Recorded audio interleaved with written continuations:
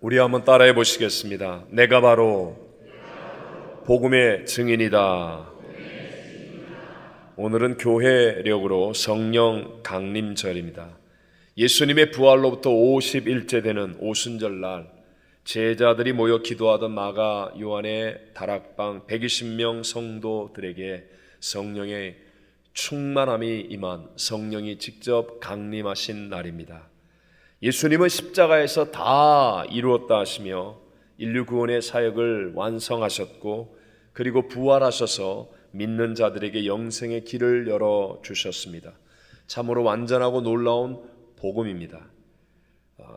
그러나 이 놀라운 복음도 성령의 역사로 말미암아 복음의 증인된 사람들이 있었기 때문에 오늘날 온 세상에 전파되게 되었고, 저와 여러분이 이 복음을 믿어서 죄사함을 받고 구원을 얻은 하나님의 자녀가 된 줄로 믿습니다. 요즘 탄핵을 당해서 한국 감옥에 간 대통령에게나 또 감옥에 갇혀서 재판을 받고 있는 한국 최고의 재벌 총수 같은 사람들에게도 증인이 얼마나 중요한 역할을 합니까?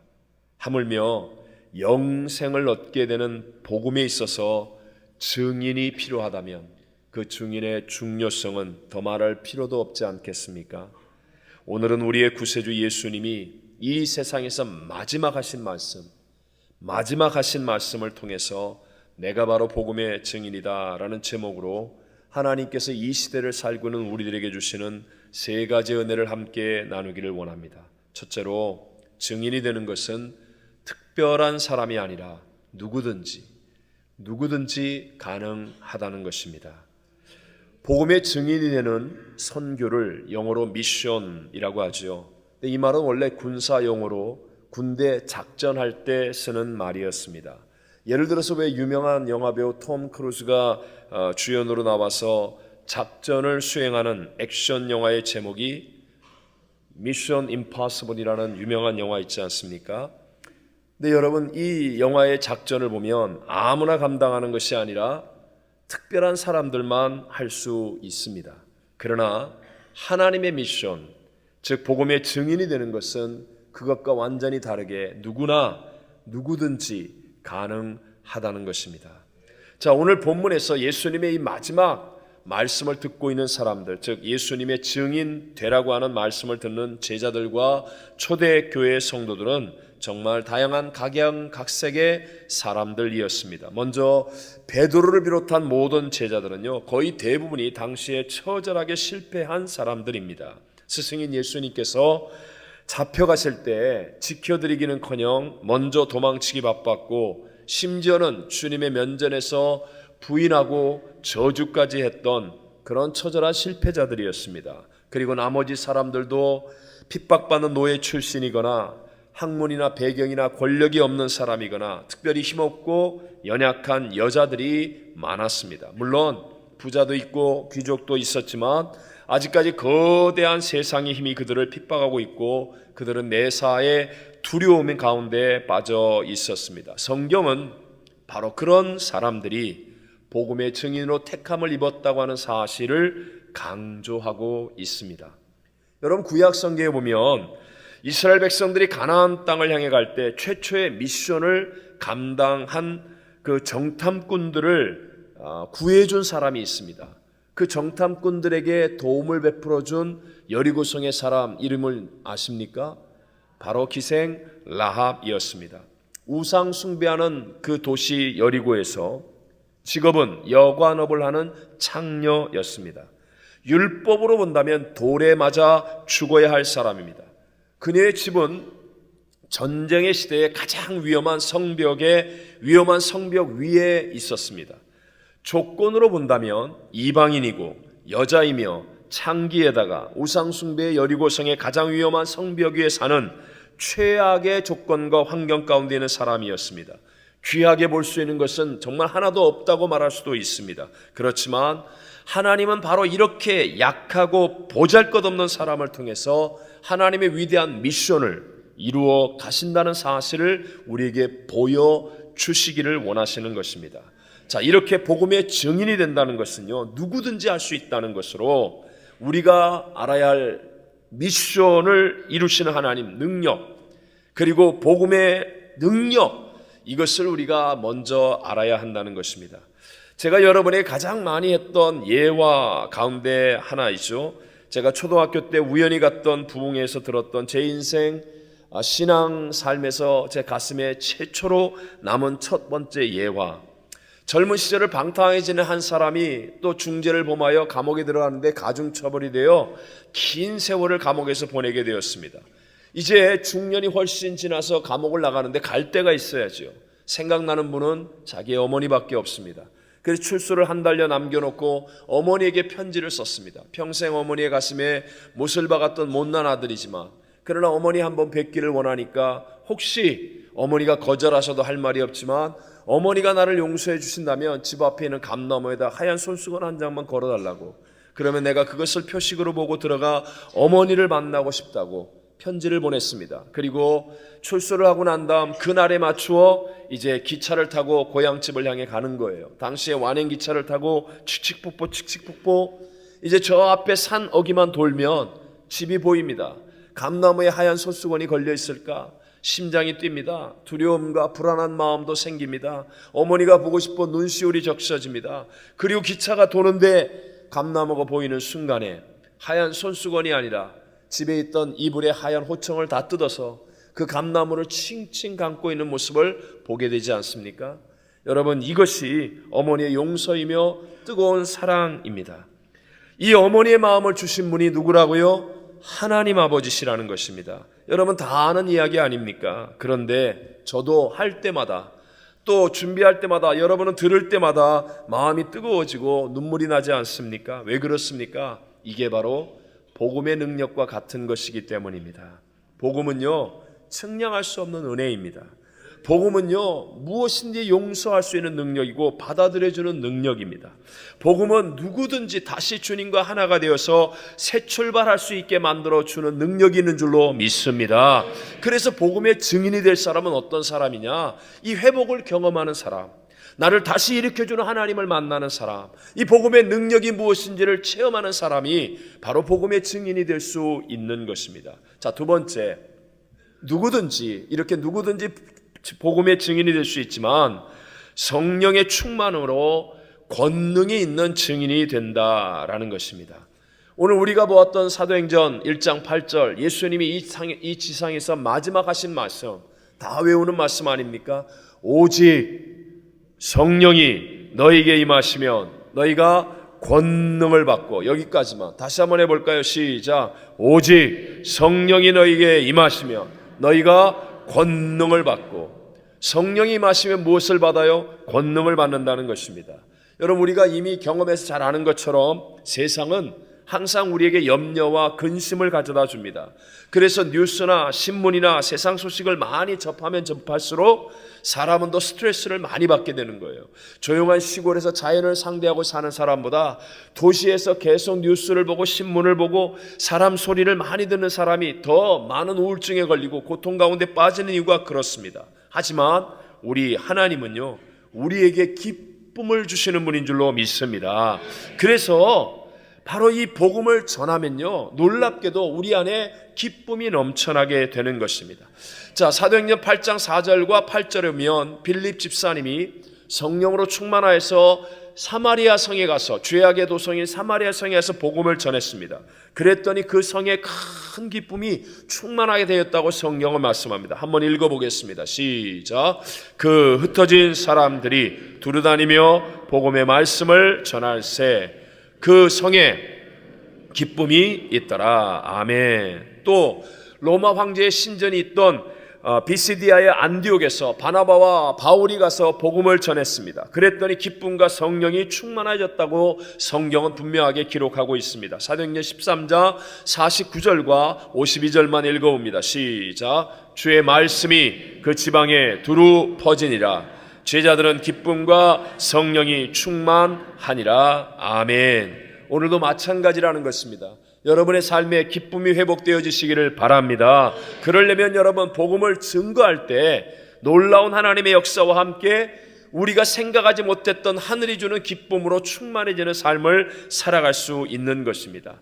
여러분, 이렇게 되기 위해서 우리가 명심해야 될 한 가지의 영적 원칙이 있습니다. 그것은 바로 작은 일은 내가 하지만 큰 일은 하나님이 하신다는 것을 믿는 것입니다. 다시 한번 해볼까요? 작은 일은 누가 해요? 내가. 그런데 큰 일은 누가 해요? 하나님. 여러분, 이걸 명심 또 명심하셔야 됩니다. 저와 여러분은 하나님의 형상과 모양대로 지음을 받아서 만물을 다스리고 정복하고 번성하고 충만할 대단한 존재들입니다. 거기에 맞는 능력도 우리 안에 주어져 있다는 것이죠. 하지만 첫사람 아담과 하와가 하나님의 말씀을 불순종하는 범죄 이후로 인간은 하나님의 복을 잃어버렸습니다. 인간은 죄와 가난과 저주, 질병과 사망의 종이 되어버렸고요, 우리가 살아가는 이 땅은 가시와 엉겅퀴 나는 저주의 땅으로 변화되고 말았습니다. 그래서 내가 하나님의 형상과 모양대로 지음받은 이 능력을 가지고 내 뜻대로 해나가면 처음에는 잘 되는 것 같아요. 처음에는. 그렇지만 시간이 흐르면서 생기는 이 땅에는 가난과 저주, 질병, 가시와 엉겅퀴의 그 모든 문제와 어려움들을 내 힘으로 다 극복하고 감당할 수가 없기 때문에 결국 내 뜻대로 살아가는 사람은 갈수록 어려워지고 끝에 가면 무너지는 인생이 되어져 버리고 마는 것입니다. 그렇지만 우리 하나님은 그렇지 않습니다. 하나님은 죽은 자도 살리고 없는 것도 있는 것처럼 부르시는 전지전능하신 창조주이십니다. 하나님은 우리가 만나는 어떤 문제보다 크시고 세상의 어떤 대적보다 크신 심판주이십니다. 그래서 우리에게 찾아오셔서 우리를 도와주시는 주님의 은혜 가운데 있으면, 즉 하나님이 약속한 성령의 충만함을 내가 먼저 입으면 놀랍게도 땅을 이기는 하늘의 권능이 내게 임하는 것입니다. 내게 없었던 하늘의 지혜가 임하고, 내게 없었던 하늘의 용기가 임하고, 내게 없었던 하늘의 평강과 하나님의 사랑과 용서의 마음이 임해서 하늘의 권능을 가지고 시간이 지나면 지날수록 더 잘되고 더 기쁘고 더 감격스러운 승리의 삶을 살아가게 되는 줄로 믿습니다. 그러므로 여러분 명심하십시오. 어떤 하나님의 일이라 할지라도 내 힘으로 하면 그것이 율법이고 짐이 되는 거예요. 그래서 내가 하는 사람은 처음에 몇 가지는 잘해요. 그러나 시간이 지나면 지날수록 주변을 죽입니다. 자기도 고통스럽고 자기와 가까이 있는 사람은 더 힘들게 만들고, 그러나 내가 하는 게 아니라 내가 하는 작은 일을 통하여 하나님의 큰 일이 이루어지도록, 즉 나를 통해 하나님의 역사하도록 하는 사람은 시간이 지나면 지날수록 하나님의 역사를 바라보며 기뻐합니다. 감격합니다. 눈물이 있습니다. 할렐루야를 외치는 말할 수 없는 기쁨의 감격이 내 안에서 터져나오기 때문에 나도 살고 내 주변도 살고 내가 있는 모든 곳이 살아나는 하나님의 새 역사를 만들어가게 될 줄로 믿습니다. 이 원칙을 잊어버리면 안 됩니다. 작은 일은 누가 해요? 내가 합니다. 그러면 큰 일은 누가 하셔야 돼요? 하나님이 하셔야 됩니다. 자, 우리 교회에서 단기 선교들을 앞두고 각 기관과 부서들에서 이 펀드레이징 행사를 지금 많이 하고 있습니다. 오늘도 펀드레이징 행사가 있는데, 근데 이 펀드레이징을 하는 사람들은요, 행사를 준비하는 사람들은 성도들의 돈을 얻어내는 목적보다 더 큰 뜻이 있다는 사실을 알아야 합니다. 참여하는 우리들도 마찬가지고요. 펀드레이징은요, 선교의 주인이신 우리 하나님께 내가 헌신하겠습니다 라는 나의 믿음을 증거하는 일이 되어야 합니다. 그러면 필요한 큰 돈 또는 필요한 능력, 필요한 모든 것들은 누가 주셔야 돼요? 하나님. 하나님이 주시고 또 주시기 때문에, 그래서 펀드레이징 행사를 하는 거예요. 그러니까 하나님이 반드시 필요한 능력과 필요한 물질과 필요한 것들을 공급해 주셔야 되는데, 언제 주시고 누구에게 주시느냐? 내가 할 수 있는 작은 일에 최선을 다하는 사람에게 주시고, 내가 최선을 다할 그때 하나님이 내게 그 놀라운 큰 것들을 베풀어 주시기 때문에 바로 사실은 그런 목적으로 펀드레이징을 하는 거예요. 펀드레이징 해가지고 내가 선교 가는 거 다 모으겠다. 그거는요, 갈취입니다. 그렇게 하는 게 아니고요, 하나님이 주실 수 있도록 만들어가는 것. 네? 마찬가지로 전도와 선교도 내가 하는 것이 아니라는 거죠. 내가 다 할 수 있는 게 아닙니다. 어떻게, 내 자식도 내 마음대로 안 되는데 어떻게 내가 다른 사람을 모셔와서 그 사람에게 예수를 믿게 할 수 있단 말입니까? 그런데 내가 할 수 있는 작은 일이 있어요. 내가 만나는 사람에게 내 입으로 예수 복음을 전하고 이렇게 행사를 말하면서 같이 가자고 초대하고 내가 할 수 있는 작은 일. 그랬더니 놀라운 하나님의 역사가 일어나는 거예요. 전혀 뜻밖의 어떤 내가 헌신했던 사람이 돌아와서 예수를 믿게 되고 한 사람의 인생이 변화되는 것을 경험하게 되고, 그러니까 하나님의 역사하심을 보게 될 때 기쁨이 넘쳐나게 되고 눈물이 있고 감격이 있는 살아나는 신앙이 되어진다는 것입니다. 제가 이번에 한국에서 우리 교회를 거쳐가신 한 집사님을 또 남궁구 목사님과 함께 만나서 참 좋은 시간을 가졌습니다. 참 외람되지만 선교대회 기간은 정말 바쁩니다. 제 시간이 아니라 불려다니고 모임이 있고 정말 그 바쁜 가운데 기적 같은 시간을 만들어서 그 가정까지 가서 대화를 나누게 됐는데요. 집에 이사하신 집을 가보니까 정말 좋은 책, 어려운 신학서적 엄청나게 많더라고요. 그리고 열심히 읽고 있더라고요. 그 집사님을 굳이 다른 사람과 비교하자면 몇 배나 열심히 신앙생활을 잘하려고 노력하시는 분이었습니다. 또 그런 의지와 실력도 충분히 있는 분이었습니다. 물론 그것만으로도 칭찬받을 일이라는 사실을 인정하지만, 그렇지만 한편에 제 마음이 너무 안타까웠습니다. 왜냐하면 그 집사님의 아름다운 수고에 비해서 그분과 그분의 가족과 그분의 주변이 누리는 기쁨과 나타나는 열매가 풍족하지 않았기 때문에 그렇습니다. 그 이유는 뭐냐? 바로 본인의 노력과 세상의 방법으로만 신앙생활을 잘하려고 애를 쓰고 있기 때문이었습니다. 그래서 제가 그분과 마음 깊이 대화하면서 다 설명 못했지만 제가 그분에게 한 가지 약속을 받고 왔습니다. 그것은 그분이 그 쌓아놓은 그 많은 신학 서적 어려운 책들 그것 다 읽는 것보다도 성경을 먼저 더 많이 읽기로 저하고 약속을 했습니다. 왜 이렇게 하는 줄 아세요? 내 힘으로 신앙생활을 잘하려고 하면요, 그게 율법이고 고행이에요. 그런 사람은요 몇 가지는 잘합니다. 그래갖고 내가 했다고 말합니다. 그러나 그 순간부터요 주변 사람들은 고통에 빠집니다. 그리고 살아나는 일이 아니라 메말라지고 죽어가는 일이 생깁니다.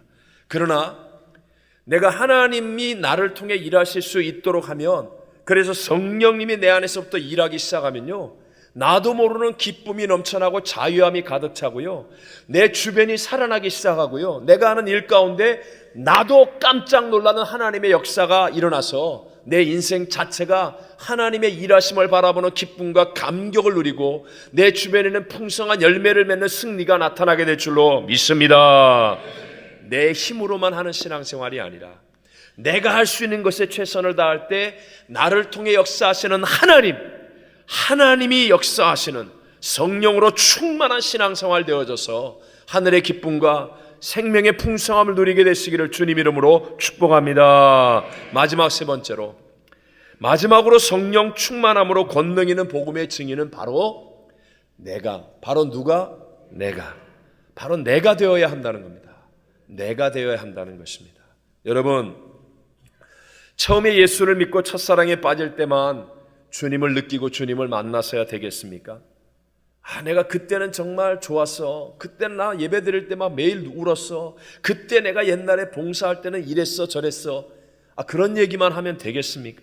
바로 지금 주님과 계속 동행하는 신앙이 되어야 하지 않겠습니까? 그러기 위해서는 다른 방법이 없습니다. 최고의 방법이 무엇입니까? 반드시예요. 반드시 내가 복음의 증인이 되어야 한다는 것입니다. 다시 한번, 반드시 내가 복음의 증인이 되어야 한다는 것입니다. 마태복음 28장 19절로 20절, 마태복음의 마지막 성경입니다. 시작. 그러므로 너희는 가서 모든 민족을 제자로 삼아 아버지와 아들과 성령의 이름으로 세례를 베풀고 내가 너희에게 분부한 모든 것을 가르쳐 지키게 하라. 볼지어다 내가 세상 끝날까지 너희와 항상 함께 있으리라 하시니라. 아멘. 주님이 약속하셨으니까 약속을 지키실까요? 안 지키실까요? 지키십니다. 주님 우리와 세상 끝날까지 함께 하실 수 있습니다. 하기를 원하십니다. 근데 단 하나의 조건, 가서 복음을 전하는 증인이 되라는 것입니다. 내가 복음을 전하는 증인이 되면, 그러면 세상 끝날까지 어느 시간, 어느 장소, 어떤 환경, 어떤 조건 속에서도 부활의 주님이 성령으로 나와 함께 하시는 그 기쁨과 감격을 누리게 될 줄로 믿습니다. 저에게는 다음 주에 새생명 전도 축제 있지 않습니까? 이번에는 행사가 아니에요. 오직 우리 성도님들이 전도하는 일에 포커스를 둘 거예요. 이 전도 축제 아니면 여러 선교의 일들, 즉 가든지 보내든지 돕든지 여기에 여러분 뭔가 하나라도 걸려야 돼요. 뭔가 하나라도 걸려서 내가 그 일을 붙잡고 복음 전하는 복음의 증인되는 사람이 되어져야 한다는 것입니다. 반대로 오늘날 세상은요, 우리가 사는 자본주의 세상은 좀 더 편하기 위해서 노력하는 세상이지 않습니까? 그래서 편한 것이 모든 가치의 기준이 되어가고 있습니다. 어떤 자리가 좋은 자리냐? 편한 자리가 좋은 자리예요. 어떤 일이 좋은 일이냐? 편한 일이 좋은 일이에요. 그래서 무조건 편한 거예요. 여러분, 편함을 느끼는 것은 영이 아닙니다. 편함을 느끼는 것은 영이 아니라 육체입니다. 그러니까 막연히 편한 것을 추구할수록 우리는 육신적인 삶으로 변질되어 버리는 거예요. 그래서 더 편한 것 이렇게 추구하다 보면 나도 모르는 사이에 영적인 둔감성이 가득 차게 되고 넓은 길, 넓은 문으로 가게 되어 결국 멸망의 끝을 만날 수도 있다라는 것입니다. 제가 알고 있는 한 집사님, 한국에 계신 분인데요, 이번에 가서도 이 이야기를 들으면서 은혜를 받았습니다. 이분이 옛날에 잘 나갈 때, 사업이 정말 잘 나갈 때 신앙생활 잘하지 않았습니다. 왜냐하면 늘 세상의 가치를 쫓았거든요. 세상에서 높아지고 더 잘 살고 뭐 이런 거. 그래서 세상 일에 바빴기 때문에 겨우 부인 집사님이 막 억지를 부릴 때 교회 한 번씩 나가주는 그런 신앙이었어요. 그러다가 사업이 예기치 못한 엄청난 고난을 만나게 되면서 교회 나가서 철저히 회개하고 간절히 기도하다가 성령도 받고 방언 기도도 하게 되었습니다. 그러니까 하나님의 은혜로 고난도 잘 이기게 되었죠. 근데 그 이후로 가치관이 바뀐 거예요. 이전까지의 세상의 가치관이 아니라 이제는 나도 주님을 기쁘시게 하는 무엇인가를 해야 되겠다라는 그런 가치관으로 변화되었습니다. 그래서 하나님 앞에 하나님, 내가 할 수 있는 일이 무엇입니까? 기도하고 있는데 당시에 그 교회는 아마 안내를 팀으로 보나 봐요. 근데 그 교회에서 아무도 하지 않으려고 하는 하찮고 별 볼 일 없는 저녁 예배 안내를 맡게 되었습니다. 아무도 하려는 사람이 없으니까 이분에게 맡긴 거예요. 근데 이분이 디모데전서 1장 12절의 말씀, 나를 능하게 하신 그리스도 예수 우리 주께 내가 감사함은 나를 충성되이 여겨 내게 직분을 맡기심이니, 이 말씀을 붙잡고 이분이 진짜 감사함으로 충성하기 시작했습니다. 자기에게 맡겨진 이 주님의 사명을 잘 감당하기 위해서 직장도 저녁 예배가 있는 날은 다 일찍 끝내는 거예요. 그리고 예배 시간 1시간 전에는 반드시 와서 혼자 기도하기 시작했습니다. 그리고 자기에게 가장 단정하고 깔끔한 옷을 준비해서 입고 교회 안에 있는 항공기 승무원에게 그 미소 짓는 법, 목소리 훈련 이것까지 받았습니다. 그리고 자기 비즈니스 하면서 사람을 상대하는 것 비교할 수 없을 정도로 최선을 다해서 성도들을 안내로 섬겼습니다. 그랬더니 자기의 삶 속에 예수님이 함께 하심이 막 체험되는 거예요. 그러니까 막 기쁜 거예요. 예배 올 때마다 기쁘고 안내를 보는데 막 얼굴이 밝아지고, 그러니까 저녁에 피곤해서 억지로 아니면 간신히 교회 나온 성도들이 이분을 보면서 마음까지 밝아지기 시작하는 거예요. 그러면서 저녁 예배 나오는 성도들이 늘어나기 시작하고, 초신자들도 이분 때문에 교회에 잘 적응하게 되고, 이 사람 저 사람 칭찬하는 소리가 많아지게 됩니다. 그러니까 자연스럽게 주일 안내팀을 관리하는 직책까지 받게 되었습니다.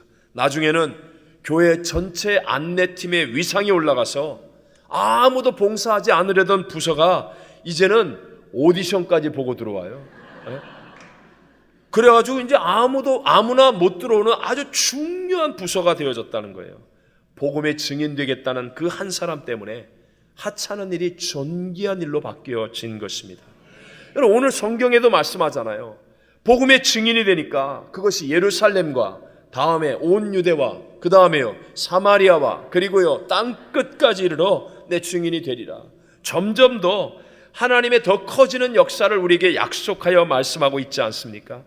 자, 여러분, 이건 명심하셔야 됩니다.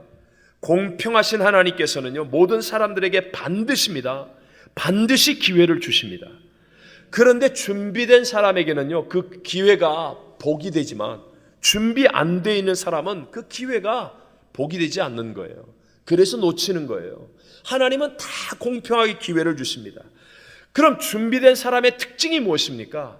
준비된 사람은요, 반드시 짝을 만나게 되어 있어요. 짝을. 하나님이 어떤 기회를 주실 때 준비된 사람은 희한하게 기도의 짝이 딱 생깁니다. 필요한 물질을 공급해주는 짝을 딱 만나게 되어 있습니다. 함께 사역에 동력할 사람을 기가 막히게 딱 짝을 맞춰 만나게 되어 있다라는 것입니다.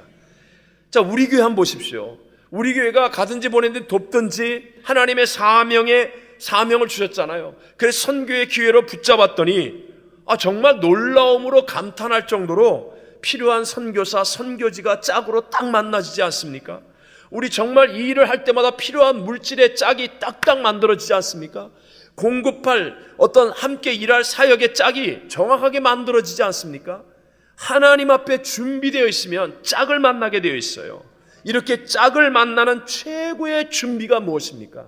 짝을 만날 수 있는 준비된 사람이 누구입니까? 그것이 바로 지금 내게 맡겨진 그 작은 일에 충성하는 거예요. 지금 내게 맡겨진 그 작은 일에 충성하면요, 하나님이 반드시 기회를 주시는데 그 기회가 다가올 때 희한하게 짝을 만나는 겁니다. 하나님의 기도의 짝, 필요한 물질 공급의 짝, 동역할 사람의 짝, 하여튼 기가 막히게 짝을 만나가지고 그 기회가 내 인생의 복으로 바뀌어지는 은혜를 누리게 될 줄로 믿습니다. 역사의 주관자는 하나님이십니다. 교회의 주인은 하나님이십니다. 여러분, 그 일이 크냐 작으냐, 사람들이 알아주느냐 못 알아주느냐, 박수 받느냐 못 받느냐, 그게 중요한 게 아니라 역사의 주관자, 교회의 주인이신 하나님 앞에 하나님의 마음을 감동시킬 만큼 충성하면, 그러면 반드시 짝을 만나는 복을 얻게 되고요, 그러면 하나님이 내게 주신 기회에서 일어서고 성공하는 복된 사람이 되어질 줄로 믿습니다.